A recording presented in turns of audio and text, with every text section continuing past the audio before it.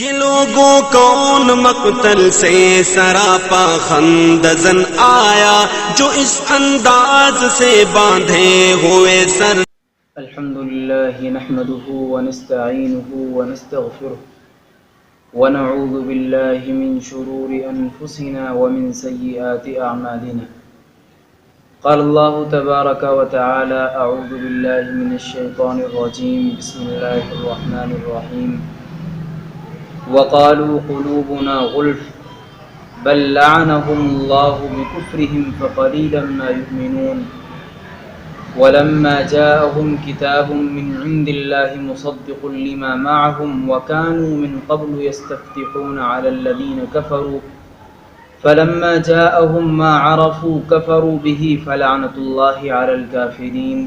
صدق الله العظيم.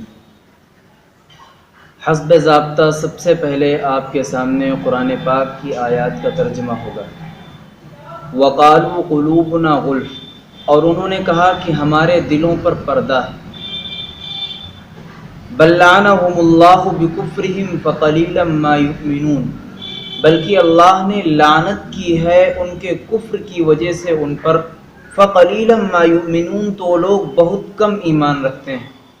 ولما جاءهم کتاب من عند اللہ، اور جب ان کے پاس اللہ کی جانب سے کوئی کتاب آئی، مصدق لما معهم، جو تصدیق کرنے والی ہے اس کی جو ان کے پاس ہے.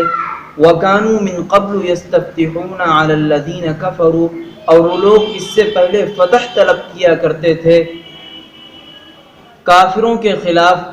فلما جاءهم ما عرفوا كفروا به، پھر جب آ گیا وہ جس کو وہ پہچانتے ہیں تو انہوں نے اس کا انکار کر دیا.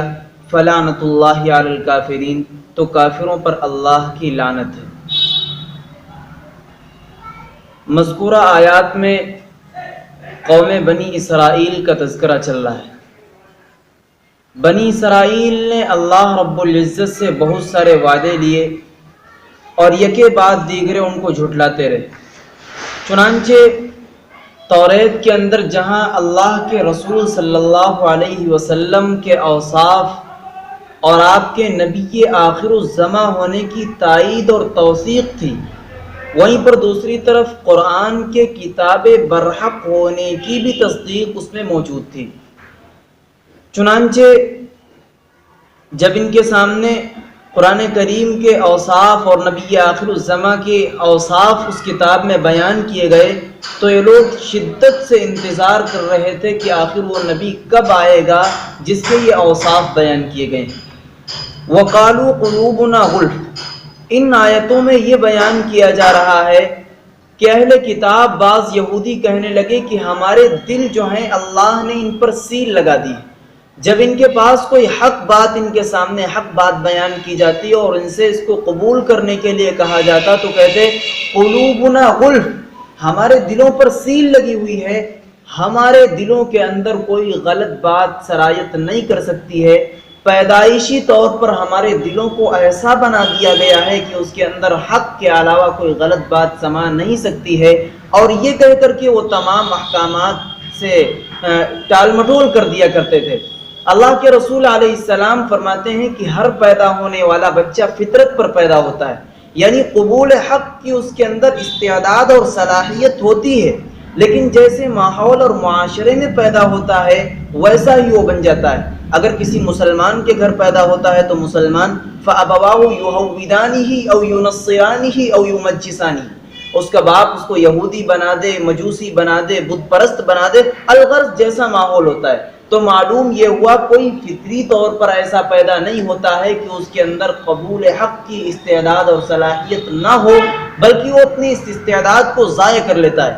یہ لوگ کہہ رہے ہیں کہ ہمارے دل ایسے ہیں کہ ہمارے دلوں پر پردہ لگا ہوا ہے، کوئی خلاف شریعت، ہمارے دین کے خلاف کوئی بات اس میں گھس نہیں سکتی ہے. اللہ فرماتا ہے نہیں، ان کے دل جو ہیں یہ پاکیزگی کے برتن نہیں ہیں، بلکہ لعنہم اللہ بکفرہم، ان کے کفر کی وجہ سے، ان کے انکار کی وجہ سے اللہ نے ان پر لعنت فرمائی ہے. فقلیلا ما یؤمنون، اسی لیے بہت کم ایمان رکھتے ہیں. قلیلا ما یؤمنون کے دو مطلب ہیں. ایک مطلب یہ ہے کہ یہودی جو ہیں یہ عام لوگوں کے مقابل میں کم ایمان لانے والے ہیں، آپ دیکھیے کہ مشرکین زیادہ ایمان لائے ہیں اور یہودیوں کی تعداد، ایمان لانے والے یہودیوں کی تعداد مشرکین کے مقابل میں کم ہے۔ ایک مطلب ہے فقلیلا ما یؤمنون کا یہ، دوسرا مطلب یہ ہے فقلیلا ما یؤمنون کا کہ بعض عقائد پر تو ایمان رکھتے ہیں، وہ عقائد جو اسلام اور اہل کتاب کے عقائد آپس میں ملتے ہوئے ہیں، مثال کے طور پر اللہ کی وحدانیت، اسی طریقے سے عالم برزخ، جنت دوزخ، یہ سارے عقائد وہ ہیں جو اہل کتاب بھی مانتے ہیں اور اہل اسلام بھی مانتے ہیں، یعنی مسلمان اور شریعت محمدی میں بھی یہ عقائد شامل ہیں۔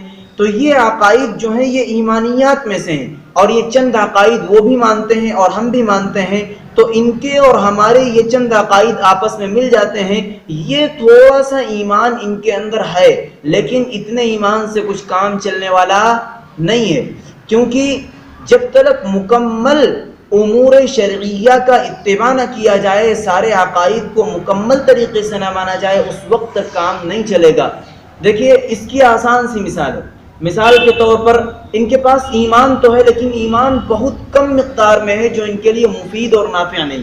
مثلا جب بوتل ہوتی ہے ایک پانی کی ایک بوتل ہو، اس بوتل میں جب اس سے پانی خالی کر لیا جائے تو اس میں 2-4 بوند پانی بچ جایا کرتا ہے۔ اب اگر آپ بوتل کو ڈھنگ سے نچوڑیں گے تو 4-5 بوند پانی ٹپک جائے گا، کسی ڈھکن میں نکالیں یا کسی بھی چیز میں، بہرحال اس میں سے نہایت ہی کم مقدار میں، ادنا مقدار میں اس سے پانی نکلے گا۔ اب آپ یہ بتائیے کیا آپ اس پانی سے طہارت حاصل کر سکتے ہیں؟ ارے بھائی نہیں کر سکتے نا۔ اس پانی سے آپ اپنی پیاس بجھا سکتے ہیں؟ نہیں بجھا سکتے۔ دیکھیے پانی تو ضرور ہے لیکن نہ اس سے طہارت حاصل کی جا سکتی ہے اور نہ ہی اس سے پیاس بجھائی جا سکتی ہے، یعنی دونوں میں سے کسی کام نہیں آ رہا، البتہ پانی ہے۔ ان کے ایمان کی مثال یہی، ان کے پاس ایمان تو ہے، اتنی کم مقدار میں ہے کہ وہ ان کے کام آنے والا نہیں ہے۔ فَقَلِيلًا مَا يُؤْمِنُونَ، یہ لوگ ایمان رکھتے ہیں لیکن ایمان بہت تھوڑا ایمان رکھتے ہیں۔ وَلَمَّا جَاءَهُمْ كِتَابٌ مِّنْ عِندِ اللَّهِ مُصَدِّقٌ لِّمَا مَعَهُمْ، یہ لوگ قرآن کریم کے انتظار میں تھے کہ آخر قرآن کریم کب نازل ہوگا، اور جب کسی قوم کے ساتھ ان کا مقاتلہ ہوتا تھا، کسی سے لڑائی جھگڑے ہوا کرتے تھے، تو آپس میں یہ اللہ کے رسول علیہ السلام کا وسیلہ لگا کر کے دعا کرتے تھے، قرآن کا وسیلہ لگا کر کے دعا کرتے تھے کہ اے اللہ وہ نبی جس کے اوصاف ہماری کتاب میں مذکور ہیں، وہ کتاب جس کے اوصاف ہماری کتاب میں مذکور ہیں، ان دونوں کے وسیلے اور واسطے سے آپ ہمیں ان پر فتح نصیب فرمائیے۔ تو جب تک یہ کتاب نہیں آئی تھی تب تک یہ اس سے فتح کی، تب تک یہ اس کتاب کے ذریعے نصرت اور مدد طلب کیا کرتے تھے۔ اللہ کہتا ہے وَلَمَّا جَاءَهُمْ كِتَابٌ مِّنْ عِندِ اللَّهِ، جب ان کے پاس اللہ کی جانب سے ایک کتاب آئی، اور یہاں پر کتاب سے مراد القرآن ہے، مصدق لما معہم، جو تصدیق کرنے والی ہے اس کتاب کی جو ان کے پاس ہے، یعنی قرآن کے اندر توریت کی تصدیق موجود ہے۔ قرآن توریت کو جھوٹا نہیں کہتا ہے، آسمانی کتاب بتلاتا ہے، اور توریت کے اندر بھی قرآن کی تصدیق موجود ہے۔ اب اگر قرآن کو ماننے والا بندہ توریت کو نہ مانے تو وہ قرآن کے ایک حکم سے، ایک امر سے انکار کرنے والا ہوگا، گویا کہ وہ قرآن کا بھی منکر ہوگا۔ توریت کو ماننے والا، توریت جو ہے قرآن کی حقانیت کی شہادت دیتا ہے، اگر توریت کو ماننے والا کوئی بندہ قرآن کو نہ مانے تو وہ صرف قرآن ہی کا انکار نہیں کر رہا ہے بلکہ توریت کے ایک حکم کے انکار کے نتیجے میں وہ توریت کا بھی انکار کرنے والا ہے۔ وَكَانُوا مِن قَبْلُ يَسْتَفْتِحُونَ عَلَى الَّذِينَ كَفَرُوا، یہ لوگ جب کسی جنگ پر یا کسی بھی اہم کام کے لیے جایا کرتے تھے تو اللہ سے مدد طلب کرتے تھے کہ اللہ وہ نبی جو آنے والا ہے، جو آخری نبی ہے، اس نبی کے ذریعے ہمیں فتح اور نصرت عطا فرما۔ چنانچہ اللہ فرماتا ہے وَكَانُوا مِن قَبْلُ يَسْتَفْتِحُونَ عَلَى الَّذِينَ كَفَرُوا، کافروں کے خلاف مدد طلب کیا کرتے تھے۔ دوسرا مطلب یہ ہے کہ یہ لوگ آپس میں جب ان کا کسی سے مقاتلہ ہوتا تھا کسی قوم سے تو یہ کہتے تھے دیکھو آج تم ہم سے قتال کر رہے ہو، کل ایک نبی جس کے اوصاف ہماری کتاب کے اندر مذکور ہیں وہ نبی آنے والا ہے، اور اس نبی کے ساتھ وہ نبی آئے گا اور آنے کے بعد ہماری تائید اور توثیق کرے گا، کیونکہ ان کی تائید ہماری کتاب کے اندر موجود ہے۔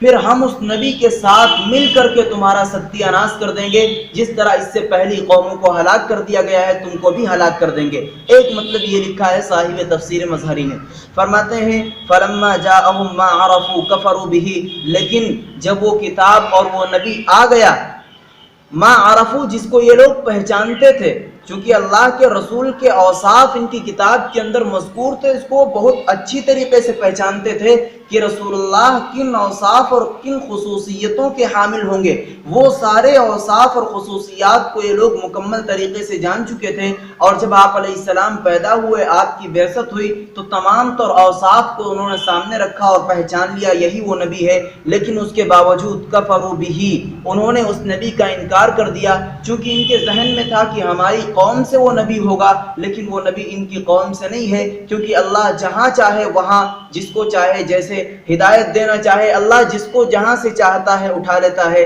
انتخاب کر لیتا ہے۔ اللہ فرماتا ہے جب وہ نبی آ گیا جس کو یہ لوگ پہچانتے تھے، کفروا بہ، تو انہوں نے اس کا انکار کر دیا۔ فلعنۃ اللہ علی الکافرین، تو اللہ کی لعنت ہے کافروں پر، انکار کرنے والوں پر۔ یہاں پر کہنا چاہیے تھا فلعنۃ اللہ علیہم، یعنی کفرو کا تذکرہ تو آ گیا تھا، اب اگر ضمیر لوٹا دی جاتی تو صرف ضمیر کا لے آنا کافی ہو جاتا، مطلب یہ ہو جاتا کہ ان لوگوں پر جنہوں نے انکار کیا ہے ان پر اللہ کی لعنت، لیکن اللہ نے کافرین کا لفظ مذکور کر کے اس بات کی جانب اشارہ کیا ہے، تائید کے لیے کافرین کا لفظ مذکور کر دیا کہ اللہ کی لعنت و کفروا بہ ان لوگوں پر جنہوں نے انکار کیا ہے، فلعنۃ اللہ علی الکافرین، اللہ کی لعنت ہو کافروں پر۔ وقالوا قلوبنا غلف، یہ لوگوں کون مقتل سے سراپا خندزن آیا جو اس انداز سے باندھے ہو